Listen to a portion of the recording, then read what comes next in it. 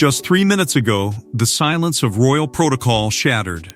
A sealed legal filing hidden for months within the monarchy's most protected archives has finally been exposed. Royal lawyers, bound by duty and secrecy, have confirmed the unthinkable. Queen Camilla made a direct attempt to challenge Catherine's inheritance rights. This was not rumor. This was not speculation. This was a formal legal maneuver. And now that it has failed, the truth is unraveling faster than the palace can contain it. Before we go deeper into what this really means for the royal family, make sure to subscribe so you don't miss a single update. The confirmation did not arrive gradually. It did not emerge through whispers or anonymous leaks. It arrived with the cold precision of legal authority, undeniable, documented, and impossible to dismiss. Senior royal legal counsel, figures whose loyalty to the crown had never been questioned, were forced to acknowledge the existence of the challenge after an internal review mechanism triggered a disclosure protocol buried deep within the monarchy's legal safeguards. This mechanism had one purpose: to ensure that even the highest-ranking members of the royal family could not permanently conceal actions that carried constitutional consequences. And when the system activated, it revealed something few had ever imagined: a formal legal filing, authorized by Queen Camilla herself, challenging Catherine's inheritance rights at the most fundamental level. Inside palace walls, the reaction was immediate but tightly controlled. Those who had spent decades serving the institution described the atmosphere not as chaotic, but as stunned. There were no dramatic confrontations, no public arguments. Only a suffocating quiet that spread through corridors already heavy with centuries of secrets. Staff who had always believed in the unbreakable unity of the monarchy found themselves confronting a reality that felt almost unrecognizable. Because this was not a symbolic gesture. This was not a personal disagreement hidden behind polite smiles. This was a legal maneuver designed to alter the future of royal succession itself. The documents themselves carried an unmistakable weight. They bore the unmistakable marks of legitimacy, formal language, procedural references, and most significantly, the authorization that confirmed Camilla's direct involvement. There was no ambiguity, no room for reinterpretation. She had not merely explored the possibility, she had acted. And in doing so, she had initiated a process that placed her in direct legal opposition to Catherine, the very figure whose future had been quietly but firmly secured through royal inheritance protections. What made the revelation even more unsettling was its timing. The filing had been initiated during a period of apparent harmony, when public appearances projected stability, confidence, and unity. There had been no visible signs of conflict, no outward indication that beneath the surface, legal preparations were already underway. This disconnect between perception and reality created a deeper sense of unease among those closest to the crown, because it suggested that the challenge had not been born from sudden emotion, but from calculated deliberation, planned, authorized, and executed in secrecy. Legal experts reviewing the disclosure reached the same sobering conclusion. This was not an emotional protest. It was not a symbolic act of frustration. It was a legitimate attempt to alter Catherine's protected legal position within the monarchy's inheritance structure. The implications of such a move extended far beyond personal rivalry. They touched the very mechanisms that ensured continuity, stability, and trust within the institution. And the fact that the challenge had ultimately failed did not erase its significance. If anything, its failure only intensified the emotional and institutional consequences now unfolding behind closed doors. Because in the monarchy, actions carry weight long after their legal outcome is decided. The existence of the challenge alone was enough to expose fractures that had never before been visible. It revealed fears that had never been spoken aloud. It exposed ambitions that had never been publicly acknowledged. And most dangerously, it confirmed that even within an institution built on loyalty and continuity, power could still provoke confrontation at the highest level. And now, as the truth continued to surface piece by piece, one question lingered above all others, not just how this challenge had failed, but why it had been attempted at all. Because challenges like this are never born in isolation. They emerge from deeper forces, from decisions made long before the filing itself ever existed. And to understand why Camilla would risk everything on such a dangerous legal move, we must go back to the inheritance itself, the one asset that quietly reshaped the future of the monarchy long before anyone realized its true power. Long before this legal battle erupted, a single inheritance had already altered the royal balance forever. It was more than wealth. It was more than property. It was authority, legitimacy, and symbolic control over the monarchy's future.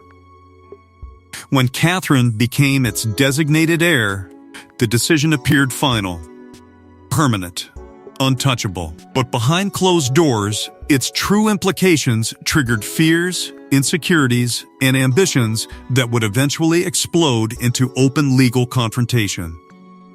At first, almost no one understood the true magnitude of what had happened.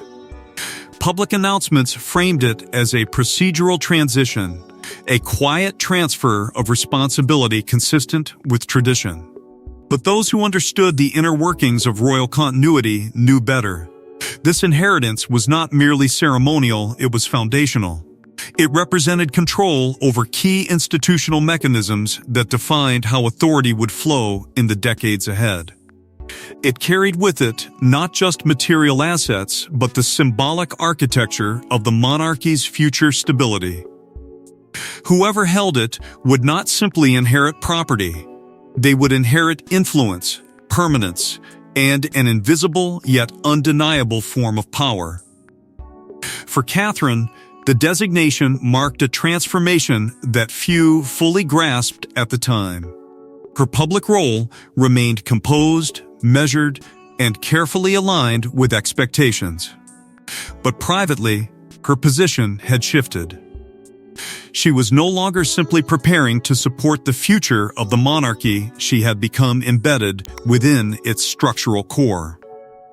Legal doctrine reinforced her position through protections rarely discussed outside elite royal legal circles.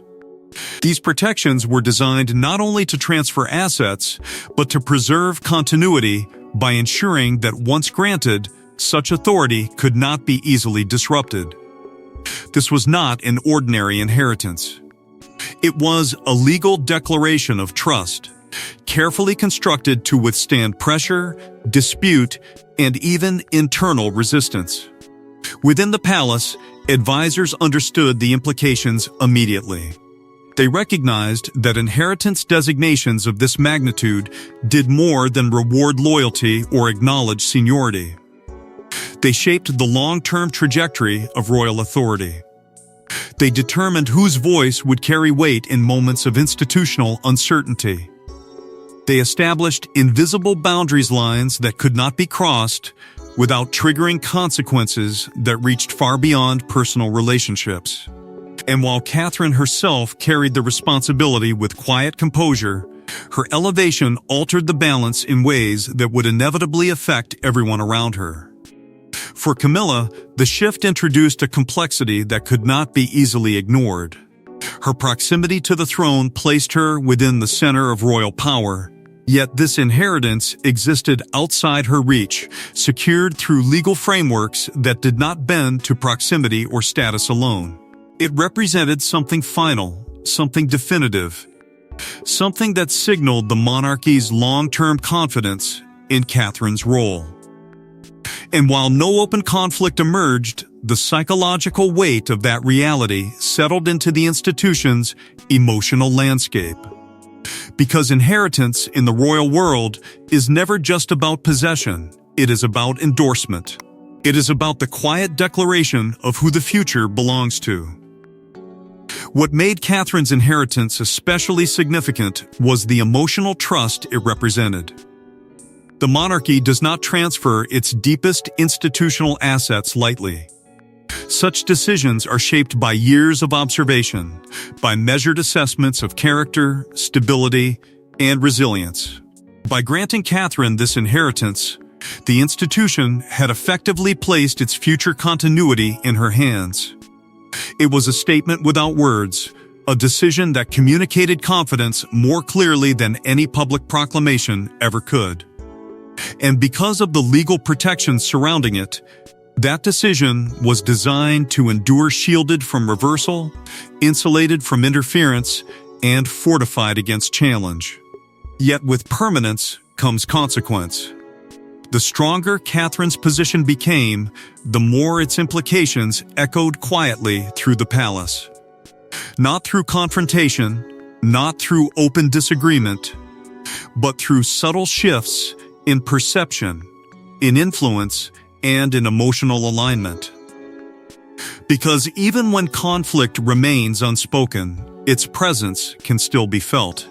And as Catherine's authority solidified beneath the surface, subtle signs began to emerge, signals that not everyone within the palace was prepared to accept the permanence of her rising authority. At first, nothing appeared unusual.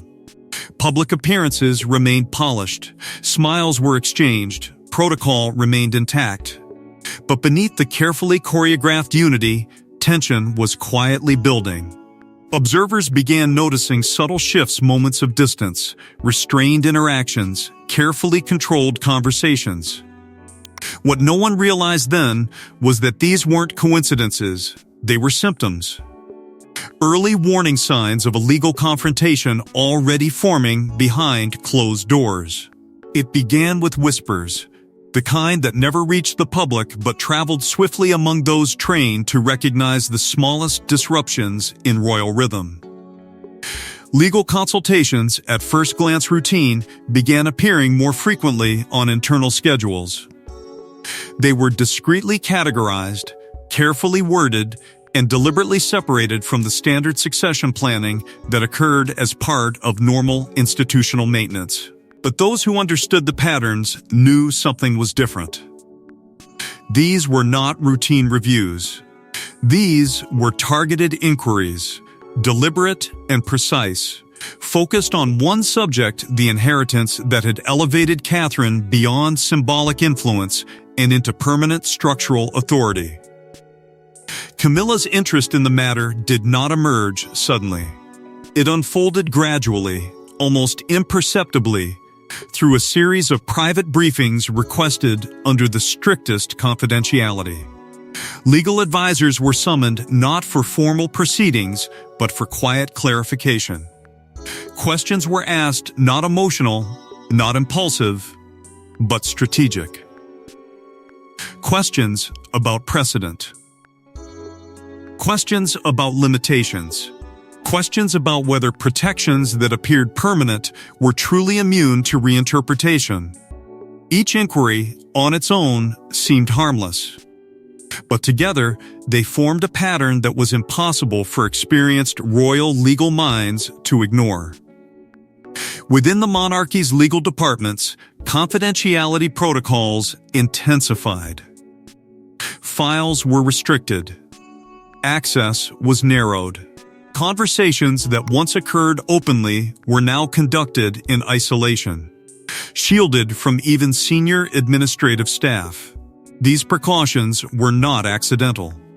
They were designed to contain information whose mere existence could destabilize the fragile emotional balance holding the institution together.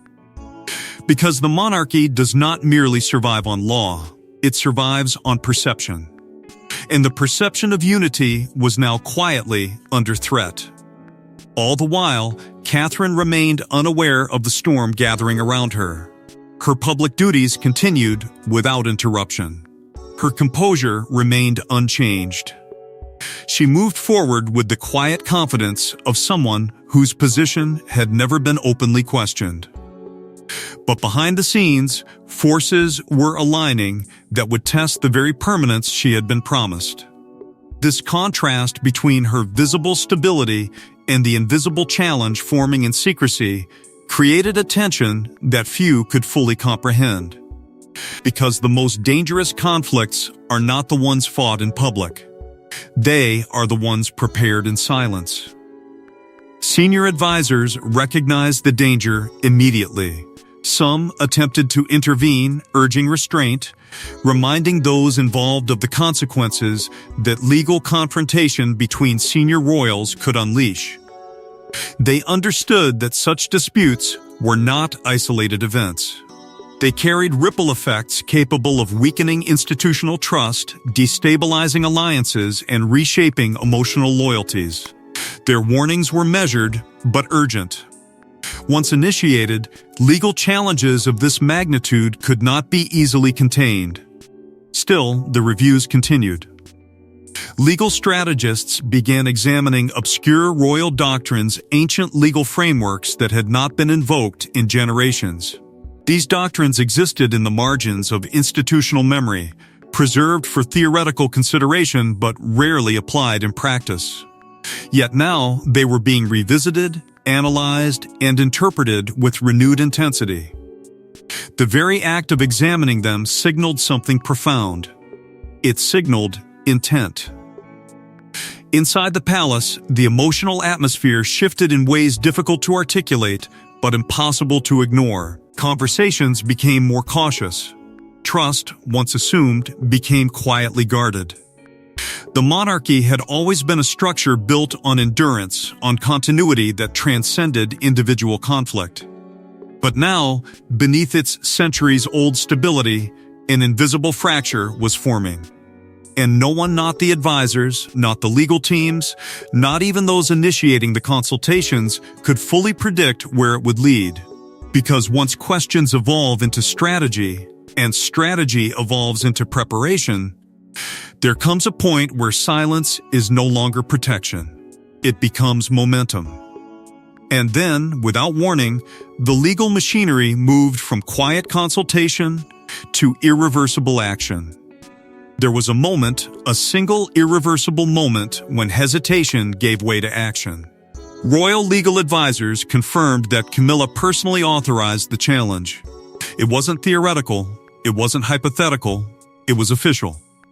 A formal legal instruction had been issued, setting in motion a confrontation that could have reshaped Catherine's future forever. In that instant, protocol became secondary. This was no longer about tradition. It was about control, influence, and legacy. The authorization did not occur impulsively. It came after weeks of quiet inquiry, private briefings, and careful legal positioning. But when the moment arrived, it was decisive. Royal protocol demanded one thing above all else: clarity of intent. And that clarity came in the form of explicit written approval, the kind that leaves no room for reinterpretation. Camilla's legal authority had been invoked formally, triggering a chain of events that could not simply be reversed or forgotten. With that single act, private contemplation transformed into institutional confrontation. Those closest to the legal process understood immediately what this meant. Royal lawyers, trained to navigate centuries of precedent, reportedly issued quiet warnings. They explained the gravity of such a challenge. They outlined the emotional consequences, the institutional risks, and the irreversible nature of entering formal legal opposition against Catherine's protected inheritance status. This was not merely a technical dispute. It was a challenge directed at one of the monarchy's most carefully fortified legal designations. And once filed, it would exist permanently within the royal legal record. The challenge itself was precise, focused, and deeply strategic. It did not attempt to dismantle the inheritance entirely. Instead, it targeted the legal classification protecting Catherine's entitlement, seeking reinterpretation through narrow doctrinal arguments. This approach revealed something significant. It showed calculation. It showed awareness of the legal barriers involved. And most importantly, it showed intent to exploit even the smallest vulnerability within the monarchy's legal structure. The challenge was not reckless. It was deliberate. Inside royal legal chambers, the reaction was immediate and deeply divided. Some advisors viewed the move as extraordinary but legitimate within the scope of legal rights. Others saw it as dangerously destabilizing, a step that threatened not only Catherine's position but the emotional cohesion of the institution itself. The monarchy had always depended on continuity, on the quiet understanding that its internal structure would remain insulated from open legal conflict. Now, that insulation had been breached. Emotional consequences spread quickly, though rarely spoken aloud. Legal professionals who had spent their careers protecting the monarchy's unity now found themselves navigating a challenge initiated from within its own highest ranks. Loyalty, once straightforward, became layered with uncertainty. Conversations grew more guarded. Decisions carried heavier weight. Because everyone understood what was truly at stake. This was not just about inheritance. It was about the future alignment of royal authority. Camilla's decision marked something unprecedented. Never before had such a direct legal maneuver been formally initiated under these circumstances. It signaled a willingness to test the limits of institutional protection, to question legal permanence in pursuit of reinterpretation. Legal teams began constructing arguments rooted in obscure succession doctrines, searching for interpretive openings that might justify reconsideration. They examined precedents long considered settled. They explored theoretical vulnerabilities within frameworks designed to appear unbreakable. And yet, despite its boldness, the challenge remained hidden. Filed under the strictest confidentiality protocols, it was shielded from public awareness and even from many within the palace itself. Only a select few knew of its existence. Only a handful understood its implications. This secrecy was not accidental. It was necessary. Because the monarchy survives on stability, and the revelation of internal legal conflict at this level could fracture public trust in ways that might never fully heal. But secrecy has limits. Legal filings, once initiated, become part of a larger system governed by rules that extend beyond individual control. Camilla had authorized the challenge. She had initiated the process. But she could not control everything that would follow. Because once the legal machinery begins to move, it obeys its own momentum, guided by doctrines, precedents, and protections designed to preserve institutional continuity above all else. And in that moment, as the challenge entered the system it sought to reshape, its outcome was no longer dictated by intent alone. It would be shaped by forces older, stronger, and far more resilient than any single decision. Because the moment the challenge entered the legal system, forces beyond Camilla's control began shaping its destiny. Camilla's challenge may have been authorized in secrecy, but Catherine was never truly unprotected. Unknown to almost everyone, powerful legal safeguards had already been embedded within the inheritance itself. Layers of protection designed precisely to withstand challenges like this. And when royal lawyers began reviewing Camilla's claims, they quickly realized something shocking. This inheritance wasn't just protected, it was virtually untouchable. What Camilla had challenged was not merely a transfer of assets, but a legal structure engineered with extraordinary precision. Catherine's inheritance had been fortified long before any dispute ever emerged, protected by reinforced clauses that functioned like silent guardians of continuity. These clauses were not widely discussed, even among senior members of the palace. They existed within specialized legal doctrine reserved for moments exactly like this moments when stability might be threatened by internal conflict. And now, those protections were no longer theoretical. They were being tested. Royal legal experts moved quickly, but not emotionally. They approached the challenge with clinical discipline, dissecting every argument, every reference, every doctrinal claim Camilla's legal team had submitted. And almost immediately, they began to see the structural imbalance.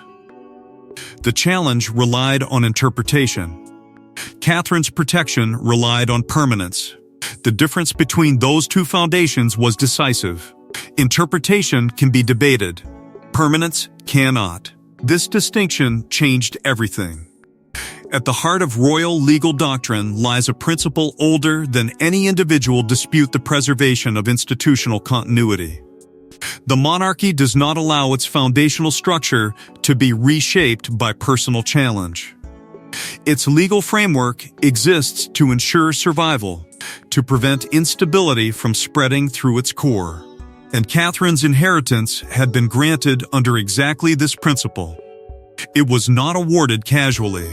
It was established with foresight, reinforced with safeguards designed to endure even the most determined attempts at reinterpretation.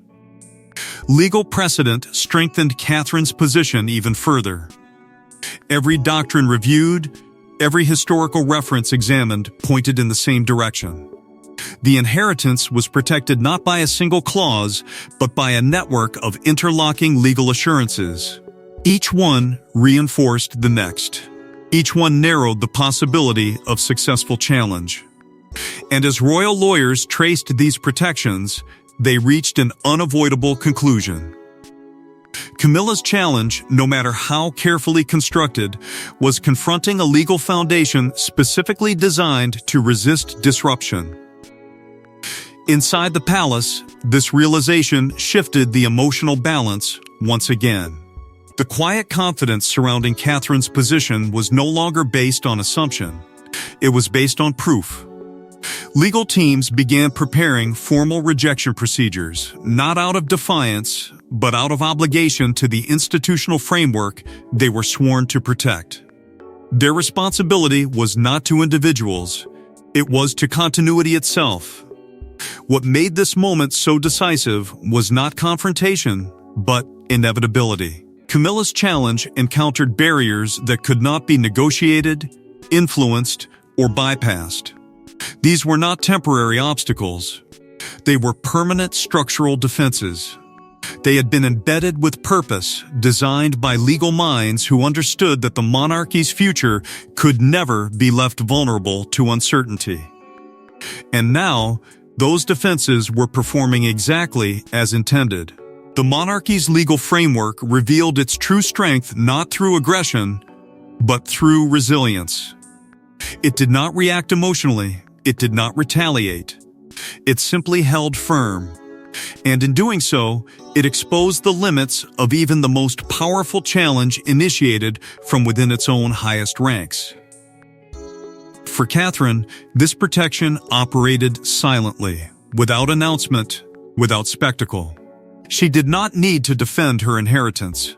The institution defended it for her. The system itself became her shield. And as royal lawyers continued their review, one truth became increasingly clear. The challenge that had once carried the potential to reshape the monarchy's future was now confronting forces far beyond its reach. Because the inheritance Catherine held was never meant to be vulnerable. It was meant to endure. And as legal review intensified, Camilla's challenge began unraveling faster than it had been constructed. What began as a calculated legal maneuver quickly transformed into a devastating collapse. Royal lawyers reportedly dismantled Camilla's challenge piece by piece. Arguments weakened. Claims lost legal standing. Confidence faded. And within the palace, the emotional consequences became impossible to hide. This wasn't just a legal defeat. It was a personal, unraveling one that would forever alter the balance between Camilla and Catherine. The dismantling did not happen all at once. It happened gradually, with the quiet precision of a system designed to protect itself. Royal legal authorities examined each argument submitted under Camilla's authorization, measuring it against the inheritance's fortified protections. And one by one, those arguments failed to hold. The interpretations offered as justification could not override the permanence embedded within Catherine's designation. What had once seemed like a calculated path forward began to collapse under the weight of its own legal fragility. The formal rejection came not with confrontation, but with finality. Legal advisors issued their conclusions with clarity and authority, confirming that the structural protections surrounding Catherine's inheritance remained fully intact. There would be no reinterpretation, no adjustment, no reconsideration. The challenge had been reviewed, assessed, and definitively invalidated. Catherine's rights were not weakened by the attempt. They were reaffirmed. For Camilla, the emotional impact was immediate, even if it remained hidden from public view. Those closest to her understood the significance of what had occurred. This was not merely a legal outcome. It was the closing of a door that could never be reopened. The authority she had exercised in initiating the challenge had now reached its limit, its influence exhausted by the very system it had attempted to confront. Legal authority, once invoked with intention, had now concluded with irreversible consequence. Within her inner circle, the realization settled heavily. There were no public acknowledgments, no statements of retreat, but the emotional shift was undeniable. Confidence gave way to quiet acceptance. Advisors who had once examined possibilities now understood that there were none left to explore. The monarchy's legal structure had spoken with absolute certainty, and its verdict could not be undone through persistence or persuasion. At the institutional level, palace stability protocols activated immediately. These protocols existed for moments exactly like this moments, when internal developments carried the potential to disrupt emotional equilibrium. Their purpose was not to erase what had happened, but to contain its effects. Conversations became more measured, movements more deliberate. The monarchy had survived centuries of conflict by mastering the art of silent recovery, and now it moved to preserve its outward continuity once again. For Catherine, the outcome required no response. Her inheritance had endured exactly as intended. The legal protections surrounding her position had performed their function flawlessly, shielding her from confrontation without requiring her involvement. Her authority had not only survived the challenge, it had emerged reinforced. The attempted disruption had ultimately strengthened the very permanence it sought to question. Inside the palace, perceptions began to shift in ways that could never be formally acknowledged. Authority does not rely solely on titles or declarations. It rests on certainty. And now, there was no uncertainty left surrounding Catherine's position. The failed challenge had transformed perception into permanence. It had confirmed that her role was not provisional. It was foundational. For Camilla, the consequences extended beyond legal defeat. The attempt itself had revealed a vulnerability, a moment where intention had collided with institutional permanence and lost. That loss could not be reversed. It could only be absorbed, carried forward as part of the monarchy's evolving internal reality. Because legal battles within the monarchy rarely end with visible confrontation. They end with silence. They end with emotional recalibration. They end with a quiet understanding that power, once tested, reveals its true boundaries. And while the legal battle ended quietly, the emotional consequences had only just begun. Catherine never issued a statement. She never acknowledged the challenge publicly. But her silence spoke louder than any declaration ever could. The legal system had spoken for her. Her inheritance remained secure. Her future remained intact. And within palace walls, her position transformed from respected figure to undeniable pillar of royal continuity. There was no celebration, no acknowledgement, no outward sign that anything had changed. And yet, everything had. Because in the monarchy, silence is not weakness. Silence is authority. It is the quiet confidence of someone who does not need to defend what cannot be taken. Catherine understood this instinctively. She did not need to respond. The system had responded for her. The protections surrounding her inheritance had held firm, exactly as they were designed to do, shielding her from confrontation while reinforcing her permanence within the institution's foundation. Those closest to the monarchy began to notice the shift immediately. It was not visible in ceremony or title, but in perception. Legal advisors, once cautious in their assessments, now spoke with certainty. Catherine's legal standing had not merely survived the challenge, it had been reinforced by it. The attempt to question her inheritance had triggered a full legal review, and that review had confirmed what only a few had truly understood before. Her position was not provisional, it was embedded, secured not by circumstance, but by design. Within palace circles, confidence in Catherine's future leadership grew stronger with each passing day. Institutional trust, once quietly assumed, was now openly felt. Advisors who had long studied the monarchy's survival recognized what this moment represented. Catherine had endured the ultimate internal test not through confrontation, but through endurance. She had remained composed while forces moved around her, challenging her authority without her direct involvement. And in the end, her composure became her greatest strength. What made her victory so powerful was its restraint. Catherine never allowed herself to be drawn into visible conflict. She never sought validation. She never reacted emotionally.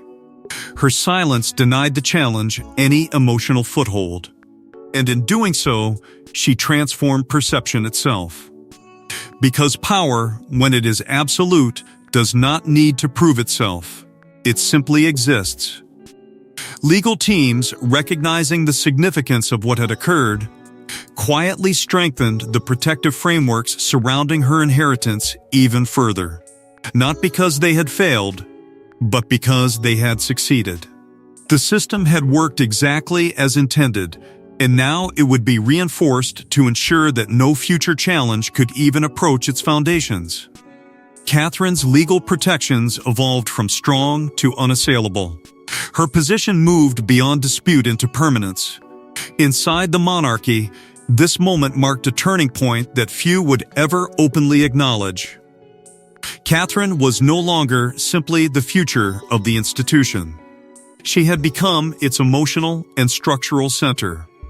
The failed challenge had unintentionally confirmed her role in a way no ceremonial declaration ever could. It had proven that her authority did not rely on perception alone. It relied on legal permanence, institutional trust, and resilience under pressure. For Catherine, the experience required no words. Her silence carried meaning far deeper than any statement ever could. It reflected certainty. It reflected endurance. It reflected the quiet realization that her place within the monarchy was no longer something that could be questioned. And yet, beneath that silence, the monarchy itself had been changed. Because moments like this do not simply reinforce authority. They reveal it. They expose the invisible forces shaping the institution's future. They define who will endure and who will be remembered. And even as Catherine's victory became undeniable, questions remained about what this failed challenge truly revealed about the monarchy's future. Now that royal lawyers have exposed the truth, nothing can be undone. Camilla's challenge failed, but its existence changed everything. It exposed hidden fears, hidden ambitions, hidden vulnerabilities, and it revealed Catherine's position as something far greater than ceremonial. She wasn't just protected, she was chosen, secured, and now untouchable. The exposure did more than settle a legal question. It reshaped the emotional architecture of the monarchy itself. What had once existed as quiet assumptions about loyalty, hierarchy, and permanence was now defined by documented reality. Palace insiders could no longer rely on perception alone. They had seen the truth. They had witnessed the system tested from within, and they had watched it respond with absolute certainty. Catherine's authority was no longer simply respected. It was understood.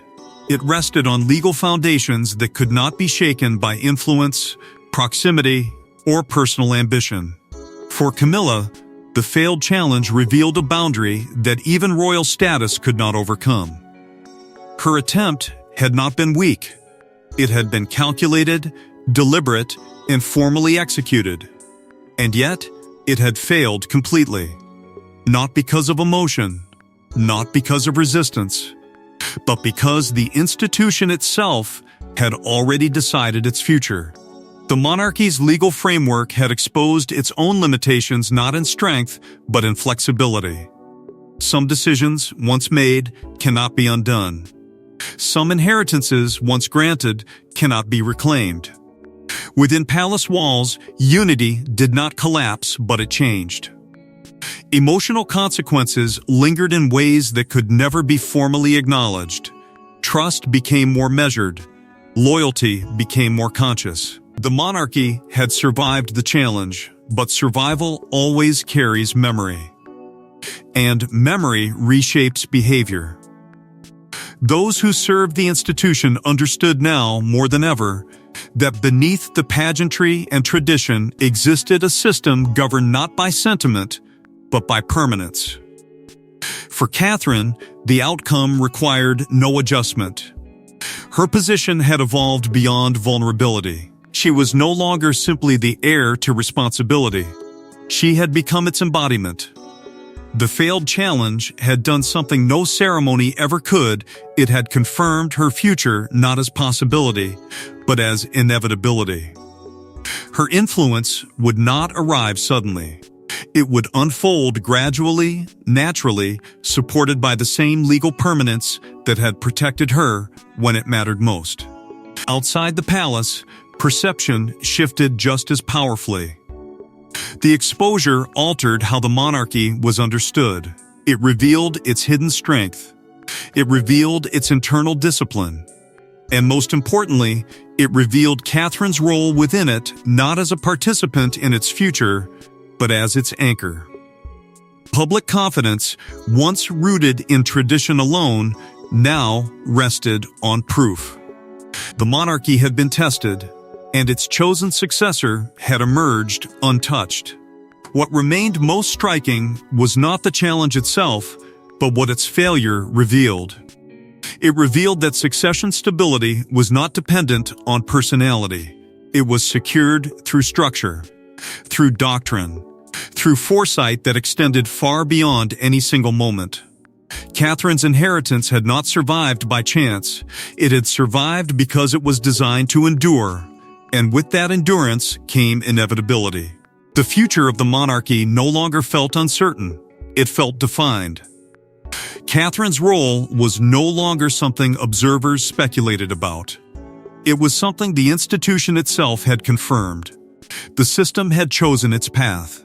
And now, that path could not be reversed. Because in the monarchy, authority is not always declared. Sometimes, it is revealed through survival, through resilience, through moments of silent victory that redefine everything without a single public word. Because in the monarchy, legal battles may end, but the consequences echo for generations. Thanks for watching. Please don't forget to like and subscribe, and we will see you in next one.